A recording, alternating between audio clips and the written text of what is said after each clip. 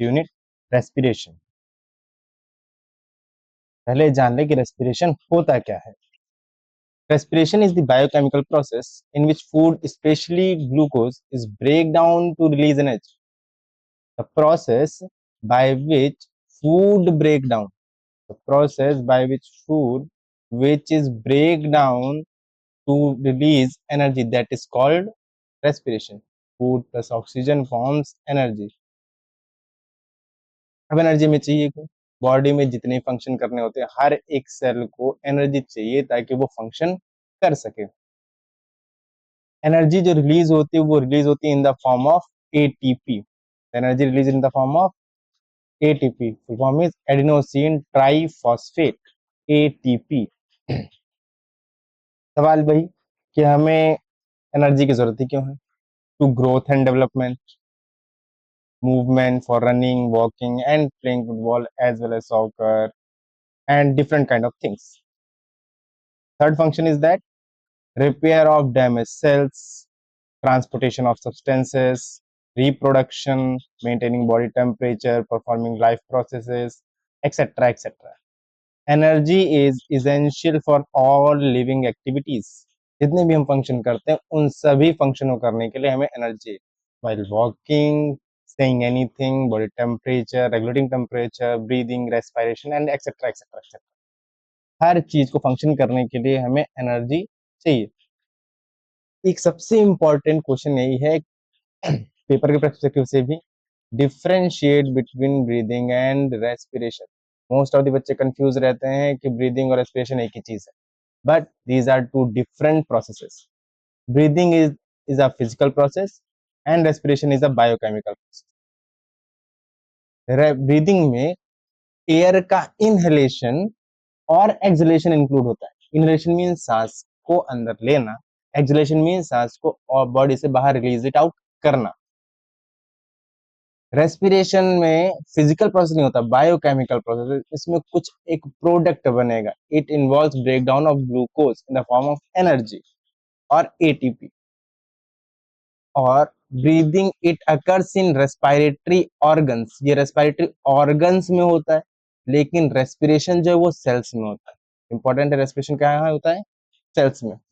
हम ये भी कह सकते हैं site of respiration is, site of respiration is cell. Site of respiration क्या है? सेल है। Energy is not directly released, energy is release in the form of ATP. ये आप लोग मेमोराइज कर लीजिएगा, पेपर पर्सपेक्टिव से बहुत ज्यादा इंपॉर्टेंट। ब्रीदिंग में सिर्फ एयर का इनहेल करना और एक्सहेल करना होता है। ब्रीदिंग में जब हम इनहेल एयर को करते हैं तब हमारा थॉरिक कैविटी या चेस्ट कैविटी जो है वो अपवर्ड और आउटवर्ड मूव करता है। थॉरिक कैविटी या चेस्ट कैविटी जो है वो इनहेलेशन के टाइम पे आउट अपवर्ड और आउटवर्ड मूव करता है। डायफ्रैग्म फ्लैट हो जाता है। डायफ्रैग्म होता है फ्लैट, ऐसा डोम शेप का। ये रिलैक्सिंग पोजीशन है डायफ्रैग्म। डायफ्रैग्म जब हम इनहेल करते हैं एयर को तो डायफ्रैग्म फ्लैट हो जाता है, इस डोम शेप से ऐसा कुछ हो जाएगा। जब हम एक्सहेल करते हैं तो चेस्ट हमारा इनवर्ड और डाउनवर्ड मूव करता है और डायफ्रैग्म अब रिलैक्सिंग पोजीशन यानी इस पोजीशन में वापस से आ जाता है। की डिफरेंसेस है, इसको आप मेमोराइज कर लीजिएगा। अब ग्लूकोज ब्रेकडाउन कैसे होता है? ग्लूकोज ब्रेकडाउन कैसे होता है रेस्पिरेशन में? तो ग्लूकोज पहले ब्रेकडाउन होगा पायरुवेट में और पायरुविक एसिड, कुछ बुक्स में इसको पायरुविक एसिड भी लिखा होगा, पायरुविक एसिड, इसमें ये ब्रेकडाउन हो जाता है। ठीक का ग्लूकोज का फॉर्मूला C6H12O6 होता है। ये ब्रेक, इसमें कितने मोल हैं ग्लूकोज के? 6 कार्बन एटम है। पायरुवेट में 3 कार्बन एटम का एक केमिकल फॉर्मूला था, वो आपके केमिकल फॉर्मूला के सिलेबस में नहीं, तो आप इस पर ज्यादा ध्यान ना दीजिएगा। और फिर बनती है एनर्जी। इसके बाद भी प्रोसेसेस होते हैं, एरोबिक रेस्पिरेशन एंड एनाएरोबिक रेस्पिरेशन, तो अभी आगे हम लोग पढ़ रहे होंगे। जो ग्लूकोज है जो पायरुवेट में ब्रेक डाउन होता है, इस प्रोसेस को हम ग्लाइकोलिसिस कहते हैं। क्या कहते हैं? ग्लाइकोलिसिस। क्या कहते हैं? ग्लाइकोलिसिस। और ये होता कहाँ पर है? साइटोप्लाज्म में, ये याद रखिएगा। ग्लाइकोलिसिस कहाँ होता है? साइटोप्लाज्म में होता है। 6 मोल कार्बन जो है ग्लूकोज को ब्रेक डाउन होता है 3 मोल ऑफ कार्बन एटम में, पायरुवेट बन जाता है। होता कहाँ पर है? साइटोप्लाज्म में। प्रोसेस को क्या कहते हैं? ग्लाइकोलिसिस। ना क्लियर होगा आप लोग को? Is the first step of respiration, चाहे वो एरोबिक हो या एनारोबिक हो, सब में प्रोसेस सेम है। इतना, ग्लूकोज से पायरुवेट में कन्वर्जन। ग्लूकोज है डिफरेंट, पायरुवेट बनने के बाद अलग अलग चीजें बन सकती हैं। इन the presence of oxygen, in the absence of oxygen, या लैक ऑफ ऑक्सीजन में ऐसा हो सकता है। देखते हैं कि अगर ये respiration in the presence of oxygen हो तो बनेगा क्या? पायरुवेट। ये तो ग्लाइकोलिसिस का प्रोसेस है, यहाँ तक सब में सेम होगा, देख ले सकते हैं आप लोग जैसे तीनों में। फिर ये ब्रेक डाउन होगा कार्बन डाइऑक्साइड, वाटर और लार्ज अमाउंट ऑफ एनर्जी। अभी इसको आगे पढ़ेंगे कैसे होता है। इसको एरोबिक रेस्पिरेशन भी बोलते हैं, यहाँ लिखा हुआ है। होता कहाँ पर है? माइटोकॉन्ड्रिया में। अगर यही reaction, respiration in the absence of oxygen हो ईस्ट में, that is also called fermentation. यहाँ लिखा जैसा it is also called fermentation और एनारोबिक रेस्पिरेशन। तब बनेगा क्या? इथेनॉल, कार्बन डाइऑक्साइड और एनर्जी रिलीज होगी। लैक ऑफ ऑक्सीजन के प्रेजेंस में अगर मसल्स में ही चीज हो जाए, यहाँ पर मसल्स में, वाइल रनिंग, प्लेइंग फुटबॉल, आपने क्रिकेटर्स वगैरह को देखा होगा, उनके क्रैम्प्स वगैरह आ जाते हैं। वो क्यों? ऑक्सीजन उनको सफिशिएंट अमाउंट में नहीं मिल रहा है, बॉडी ज्यादा फंक्शन कर रही है, तो फॉर्म होता है लैक्टिक एसिड और एनर्जी रिलीज होती है। जैसे मसल क्रैम्प्स आते हैं हैवी एक्सरसाइज की वजह से। अब आगे देखते हैं थोड़ा सा। पहला है एरोबिक रेस्पिरेशन, जैसे ही बताया पीछे आपको, aerobic respiration. Glucose break down हुआ किसमें? ग्लूकोज और ऑक्सीजन मिलकर के ब्रेक डाउन किसमें हुआ? कार्बन डाइऑक्साइड, वाटर और एनर्जी। एनर्जी कितनी? 38 एटीपी। 38 एटीपी एनर्जी रिलीज होगी। Glucose plus oxygen forms carbon dioxide, water and energy. Aerobic respiration क्या होता है? Aerobic respiration is the break down of glucose in the presence of oxygen to release energy. Main point देख लेते हैं। It mainly occurs in mitochondria. कहाँ पर होता है ये? यहाँ पे ऐसे लिख सकते हैं, माइटोकॉन्ड्रिया। और इतने से इस प्रोसेस को हम क्या कह देते हैं? सॉरी, यहाँ पे थोड़ी सी एरर है। पायरुवेट से, पायरुवेट से जब यह प्रोसेस होता है उसको हम क्या कहते हैं? Krebs cycle. क्रेब्स साइकिल बोलते हैं, वो आप लोग याद रखिएगा। Carbon dioxide water are formed, ये एंड प्रोडक्ट है, कार्बन डाइऑक्साइड एंड वाटर। और एनर्जी रिलीज होती ही है। अकर्स कहाँ पर है? माइटोकॉन्ड्रिया में। इसको हम power house of the cell भी कहते हैं। क्या कहते हैं? Power house of the cell. याद रखिए की पॉइंट्स है। और ऑक्सीजन बहुत ज्यादा जरूरी है, ऑक्सीजन के एब्सेंस में ये काम नहीं हो पाता। दूसरा है anaerobic respiration.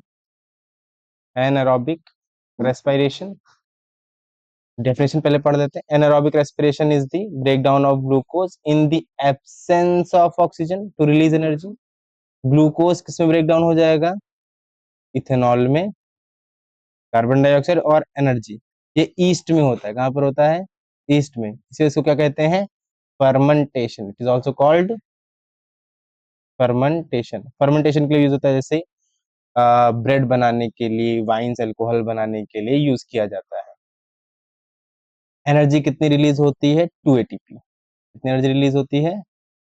2 ATP energy release होती है यहाँ पर। It occurs in the absence of oxygen, releases less energy than aerobic respiration. commonly occurs in yeast and some microorganism. It occurs in cytoplasm. कहाँ पर होगा ये? साइटोप्लाज्म में होगा, माइटोकॉन्ड्रिया में नहीं होगा। लेकिन जितने भी रेस्पिरेशन होते हमेशा कहाँ पर हैं? रेस्पिरेशन हमेशा कहाँ होगा? सेल में।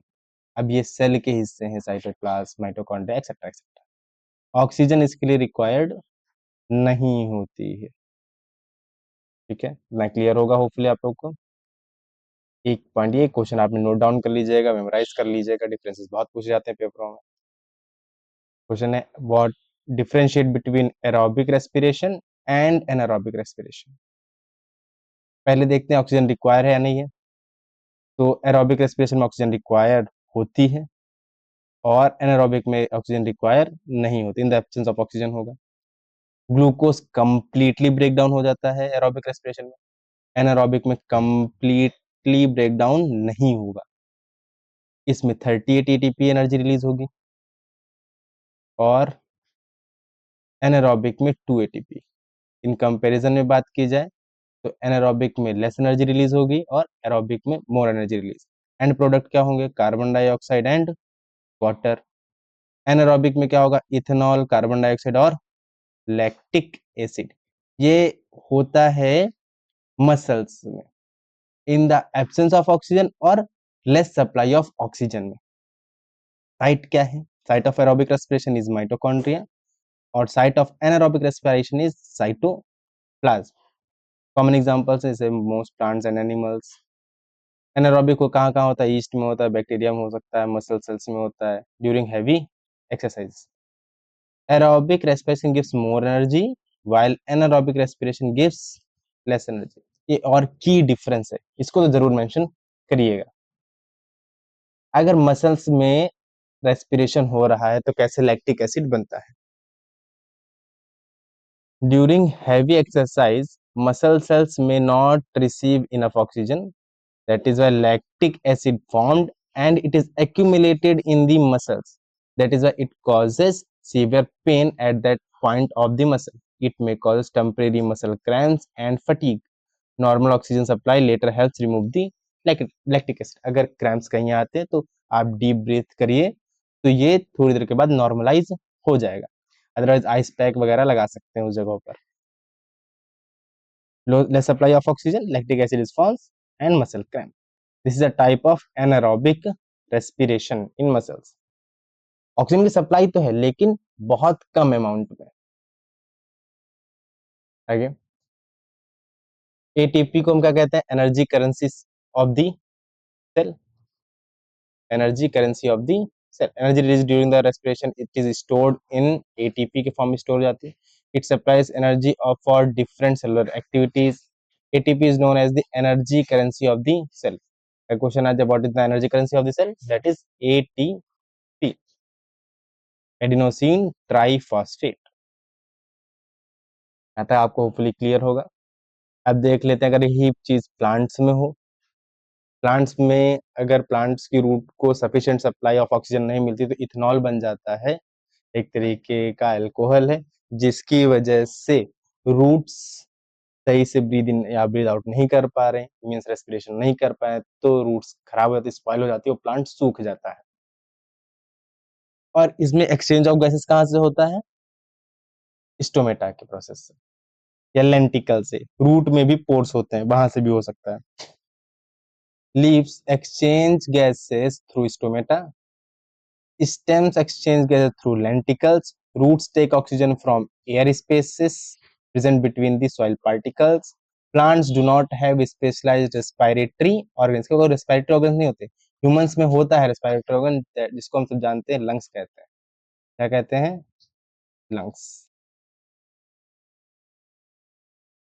Exchange part of the plant exchange gases independently, एक दूसरे पर डिपेंडेंट नहीं होते, नॉर्मली ये करते रहते हैं। लीफ से कर रहे थे स्टोमेटा, स्टेम से कर रहे हैं तो लेंटिकल्स, रूट से कर रहे हैं तो रूट्स में पोर्स होते हैं, उनसे करते हैं, और एयर जो ट्रैप होती है सॉइल के अंदर उसको वो इनटेक करते हैं। Plants respire through different parts of the body. ये हम पीछे भी पढ़ चुके हैं, गैसेस एक्सचेंज स्टोमेटा वो न्यूट्रिशन में। During day time photosynthesis and respiration both occur, दिन में दोनों चीजें होती हैं, रात में सिर्फ और सिर्फ रेस्पिरेशन होता है। रात में नहीं होता, ओनली क्या होता है, ओनली रेस्पाइरेशन। और रेस्पिरेशन में जैसे जानते हैं क्या रिलीज होती है, कार्बन डाइऑक्साइड। तभी कहते हैं कि रात में पेड़ के नीचे नहीं लेटना चाहिए, क्योंकि वो ऑक्सीजन नहीं देते। कुछ स्पेशल प्लांट्स होते हैं जैसे बनियान पीपल, ये तुलसी, रात में भी ऑक्सीजन प्रोवाइड करते हैं, तभी उनकी पूजा भी होती है। Carbon dioxide is use in photosynthesis, photosynthesis में यूज होता है carbon dioxide. Oxygen produced during photosynthesis may be released energy, यानी का only respiration continues in night. Oxygen is taken in, रात में प्लांट ऑक्सीजन लेते हैं और कार्बन डाइऑक्साइड रिलीज करते हैं। यही रीजन है कि रात में पेड़ के नीचे नहीं सोना चाहिए, क्योंकि हमें तो ऑक्सीजन ही चाहिए। प्लांट भी ऑक्सीजन ले रहा है, कार्बन डाइऑक्साइड रिलीज कर रहा है, सेम हम भी कर रहे हैं, ऑक्सीजन इनटेक कर रहे हैं, CO2 रिलीज कर रहे हैं। तो CO2 का कंसंट्रेशन नेचर में ज्यादा हो जाएगा, जिसके हमें सफोकेशन जैसी फीलिंग हो सकती है, और हेलुसिनेशन भी हो सकते हैं। और हेलुसिनेशन को लोग कहते हैं कि अब भूत आ गया है या फिर भूत चढ़ गए वगैरह वगैरह। ऐसा कुछ नहीं होता, हेलुसिनेशन होने लगता है अगर insufficient supply of carbon dioxide body, insufficient supply of oxygen अगर बॉडी में जाने लगे तो। अब ह्यूमन रेस्पिरेटरी ट्रैक समझ लेते हैं। एयर जो है हमें नेजल कैविटी से पास ऑन होगी, ठीक है। नेजल कैविटी से पहले हमारे दो नॉस्ट्रल्स हैं, नॉस्ट्रल्स से पास ऑन होते हुए nasal cavity, then pharynx, then larynx, pharynx larynx से होते हुए, जिसको ट्रैकिया बोलते हैं, कार्टिलेज से बना हुआ है। फिर इसके बाद ये टू पार्ट्स में ब्रेक डाउन हो जाएगा, that is called bronchi. Bronchi में ब्रेक डाउन हो जाएंगे, लेफ्ट लंग में और राइट लंग में चला जाएगा। Bronchi then further divided into bronchioles, and then bronchioles is small divided into alveoli. It is a balloon-like structure. The respiratory system helps in breathing and exchange of gases. Exchange of gases कहाँ से कहाँ होता है, nostril से air pass on होगी और pharynx larynx से होते हुए लंग्स में, और यहाँ से CO2 लेकर के वापस नॉस्ट्रल से बाहर। इतना ही ब्रीदिंग होता है। इसके आगे का प्रोसेस है रेस्पाइरेशन। आगे पढ़ते हैं, पैसेज ऑफ एयर जैसे यहाँ लिखा हुआ है। फर्स्ट स्टेप, पहले नॉस्ट्रल से एयर पास होगी, nasal cavity, then pharynx, larynx, trachea, bronchi, bronchioles and alveoli. Takeaway क्या है, air passes through different organs before reaching the alveoli. Different pathway से होके हुए एल्वेली तक पहुंचने में उसको 7 स्टेप्स लेने पड़े, nostril, nasal cavity, pharynx, larynx, trachea, bronchi and bronchioles, then alveoli में पहुंच रहा है। उसको इतने सारे स्टेप्स लेने पड़ते हैं, तब वो एल्वेली में पहुंचता है। अब में कुछ कुछ फंक्शंस हैं, जैसे नेजल हेयर जो है वो डस्ट को फिल्टर कर देते हैं, और नोज में, नॉस्ट्रल्स में एक वैक्स होता है that is called mucus. Mucus से फेमिलियर होंगे थोड़ा, स्टमक में भी जैसे था, ईयर में भी होता है जिसको हम वैक्स बोल देते हैं, वो भी डस्ट को ट्रैप करता है। Mucus trap germs and impurities. और नॉस्ट्रल्स होते हैं वो एज एन एयर कंडीशनर की तरह काम करते हैं। अगर वार्म एयर जा रही है तो उसको कोल्ड कर देना, और कोल्ड एयर जा रही है तो वार्म एयर जा रही है तो कोल्ड कर देना, कोल्ड एयर जा रही है तो वार्म कर देना, ताकि वो बॉडी के टेम्परेचर के हिसाब से उसको रेगुलेट कर सके। The nasal passage warms and moistens the air, गर्म भी कर देता है और मॉइस्ट भी कर देता है, ताकि एयर आराम से पहुंच सके लंग्स तक। अगर ठंडियों में है तो नॉस्ट्रल्स एयर को वार्म करते हैं, गर्मियों में क्या करते हैं, उसको थोड़ा कूल डाउन कर देते हैं, ताकि में ज्यादा दिक्कत ना हो, प्रॉब्लम ना हो। Trachea carries air towards the lungs. Bronchi divided into smaller bronchioles and then further divided into alveoli. और alveoli में exchange of gases होता है। कहाँ होता है exchange of gases? alveoli के अंदर, with the help of, by the process of diffusion, by the process of diffusion. अब एक चीज का फंक्शन पढ़ लेते हैं, role of rings of cartilage क्या है, स्ट्रक्चर और फंक्शन उसका क्या क्या है। ट्रैकिया जो है वो शी शेप कार्टिलेज रिंग्स होती है, उसके अंदर एयर पास होती है। तो एक कार्टिलेज का फंक्शन मेन यही है कि जब एयर इसके अंदर ना हो, जब इस ट्रैकिया के अंदर एयर ना हो तो ये कोलैप्स ना कर जाए, बंद ना हो जाए, उसको रोकने के लिए ये कार्टिलेज की रिंग्स प्रेजेंट होती है। The trachea contains C-shaped rings of cartilage these ring prevent the air passes from the collapsing, जब एयर पास ऑन हो जाए उस टाइम पे कोलेप्स ना कर जाए, उससे हेल्प करता है कार्टिलेज की ये बोन्स, ये cartilage rings. They ensure that continuous movement of air. They keep the windpipe open during the breathing. Air moves smoothly. Air enters through the nose, passes through the trachea, and reaches to the lungs. एक बात और आप याद रखिएगा कि left lung का जो size है वो राइट लंग के साइज के कंपैरिजन में थोड़ा छोटा होता है, because heart is slightly shifted towards the left side of our thoracic cavity.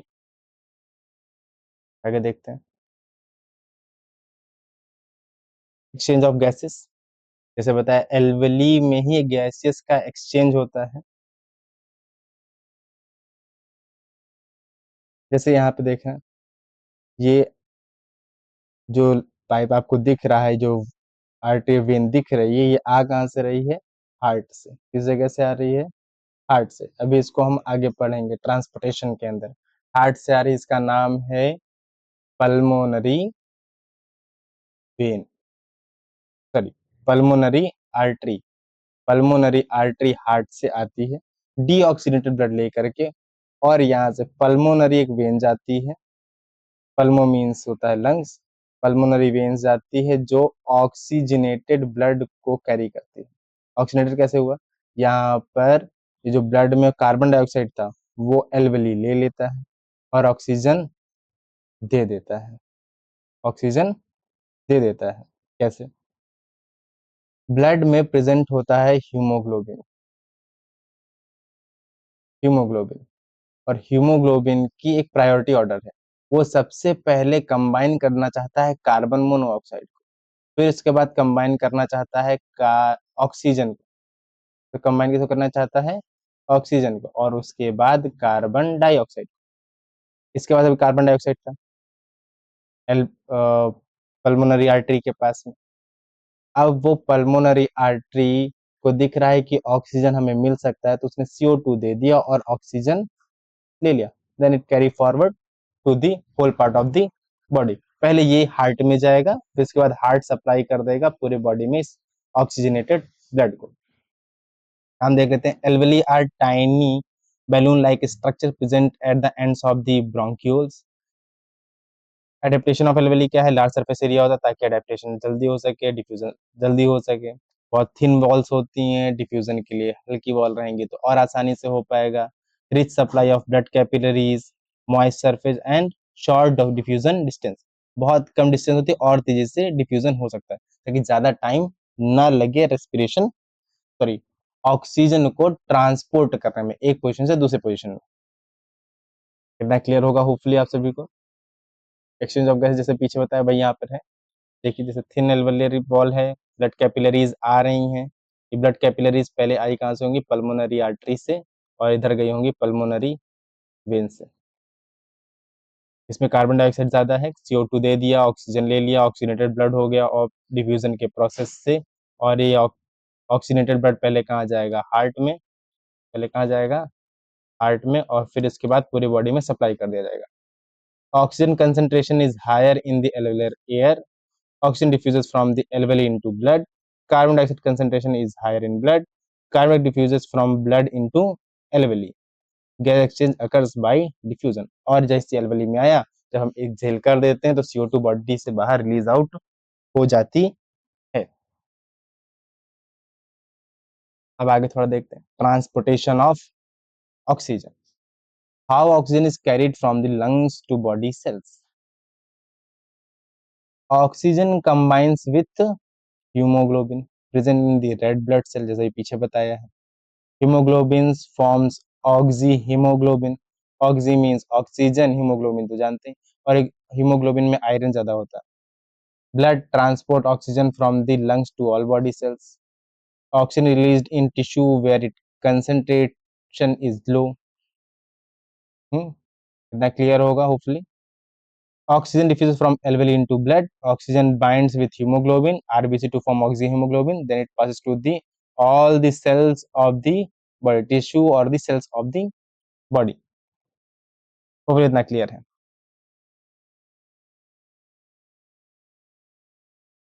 For the transportation of carbon dioxide, how carbon dioxide is carried from body cells to the lungs. अब sales ने, जैसे sales या tissues ने carbon dioxide create किया, वो कहाँ पे दे देंगे? ब्लड में।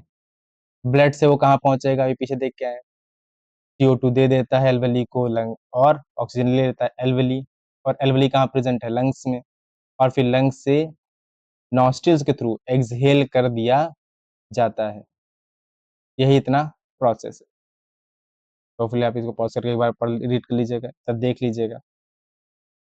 Carbon dioxide produce during cellular respiration, cellular respiration जब होता है तब कार्बन डाइऑक्साइड प्रोड्यूस होती है, और it diffuses from body cells into the blood, body cells से ब्लड में जाएगा, फिर ब्लड के बाद बाइकार्बोनेट आयंस बन जाएंगे आरबीसीज में, ब्लड में, फिर ये लंग्स तक पहुंचेगा, वहां पे एक्सहेलेशन का प्रोसेस हो जाएगा। मींस डिफ्यूजन के प्रोसेस से CO2 एल्वेली ले लेगा, ऑक्सीजन ब्लड को दे देगा, और CO2 नॉस्ट्रिल्स के थ्रू बॉडी से एक्सहेल इट आउट कर दिया जाएगा।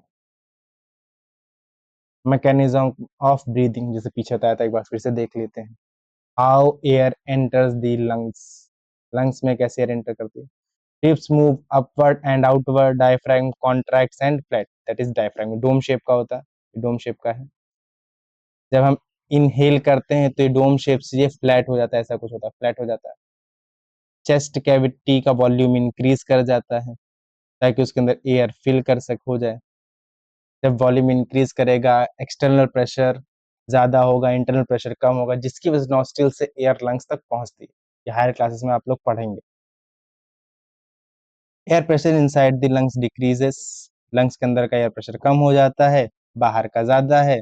हम हमेशा पढ़ के चीजें हमेशा हायर कंसंट्रेशन से लोअर कंसंट्रेशन की तरफ जाना चाहती हैं, हमेशा हायर कंसंट्रेशन से लोअर कंसंट्रेशन। बाहर का प्रेशर ज्यादा है, अंदर का प्रेशर कम है, तो एयर आउटर सरफेस से इनर सरफेस की तरफ आना चाहिए। That is how inhalation occurs, diaphragm contracts, chest cavity expends, pressure inside decreases, air enters inside the body और टुवर्ड्स द लंग्स। कितना क्लियर होगा? डिफरेंसेस आते हैं, ऐसे याद रखिएगा। यह है exhalation, ribs move downward and inward, relaxed and becomes dome shaped। जब एक्सहेल करेंगे तो रिब केज क्या डाउनवर्ड और इनवर्ड मूव करेगा, डायफ्रागम रिलैक्स पोजीशन यानी कुछ ऐसा फिर से डोम शेप में आ जाएगा, ऐसा फ्लैटेंट से, बिफोर एक्सहेलेशन और ड्यूरिंग एक्सहेलेशन। ठीक है, पहले ऐसा कुछ था, फिर बाद में ऐसा कुछ हो जाएगा, और रिब केज छोटा भी हो जाएगा। Volume of the chest cavity decrease कर जाएगा, इंटरनल प्रेशर जो है वो इंक्रीज कर जाएगा लंग्स का, और एक्सटर्नल प्रेशर कम हो जाएगा, जिसकी वजह से अब अंदर का प्रेशर ज्यादा है, बाहर का प्रेशर कम है, तो यार बॉडी के इनसाइड से आउटसाइड की तरफ ट्रेवल करने लगेगी। Exhalation is a passive process, no extra energy is, क्योंकि इसके कोई ज्यादा एनर्जी जरूरत नहीं होती, लेकिन इनहेलेशन के लिए एनर्जी रिक्वायर्ड होती है। वही डिफरेंसेस है। की differences of inhalation and exhalation: air enters the lungs in inhalation, and in exhalation air leaves the lungs, ribs move upward and outward, ribs move downward and inward, पीछे से बता रख चुके हैं। diaphragm contracts, diaphragm relax, chest cavity volume increases decreases, pressure वाली बात जरूर लिखना। इनहेलेशन में इनसाइड का प्रेशर कम होता है, आउटसाइड का ज्यादा होता है। एक्सहेलेशन में इनसाइड का प्रेशर ज्यादा होता है और आउटसाइड का कम। आगे देखते हैं, breathing rate in aquatic and terrestrial organisms. जैसे एक्वेटिक एनिमल्स हैं वो गिल्स के थ्रू ऑक्सीजन का इंटेक करते हैं। कहाँ से? ऑक्सीजन जो वाटर के अंदर,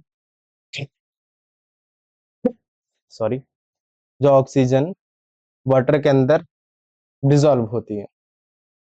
मोर ऑक्सीजन इन एयर, एयर में ज्यादा ऑक्सीजन है, वाटर में ऑक्सीजन कम है। Aquatic organism obtain dissolve oxygen from the water, the amount of dissolved oxygen in water is low, therefore aquatic organism breathe faster than terrestrial organism। हम बहुत slow breathe करते हैं, aquatic animals ज्यादा तेजी से करते हैं, क्योंकि ऑक्सीजन वाटर में कम है, ऑक्सीजन को उनको भी उतना ही चाहिए रेस्पिरेशन के लिए, ये बहुत तेज है, यानी फास्ट एनफ ब्रीदिंग करते हैं। देख लेते हैं respiration in fish. Fish breathe through gills, water enters through the mouth, water pass over the gill filament से ऑक्सीजन, वाटर यहाँ से एंटर करता है, गिल फिलामेंट से ऑक्सीजन ये इनटेक कर लेते हैं, CO2 बाहर रिलीज कर देते हैं। Carbon diffuses from blood into water, water leaves through the gills. नहीं, इतना आप मेमोराइज करिएगा, पेपर में इतना कुछ एक खासा पूछा नहीं जाता है। आगे कुछ इंपॉर्टेंट एनसीईआरटी पॉइंट्स हैं, उनको देख लेते हैं। Glucose is first converted into pyruvate in cytoplasm, that is called glycolysis. That is called glycolysis. क्या कहते हैं? ग्लाइकोलिसिस कहते हैं। फिर इसके बाद होता है, हमने पढ़ा aerobic respiration mainly occurs in mitochondria.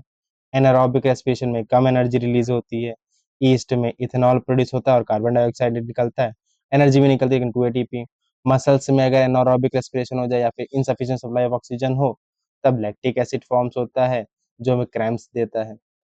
फिर हमने देखा alveoli provide a large surface area for gas exchange. Haemoglobin transport oxygen को करने के लिए हेल्पफुल है, और इसका प्रायोरिटी ऑर्डर भी बता दिया है, carbon monoxide, then oxygen, then carbon dioxide.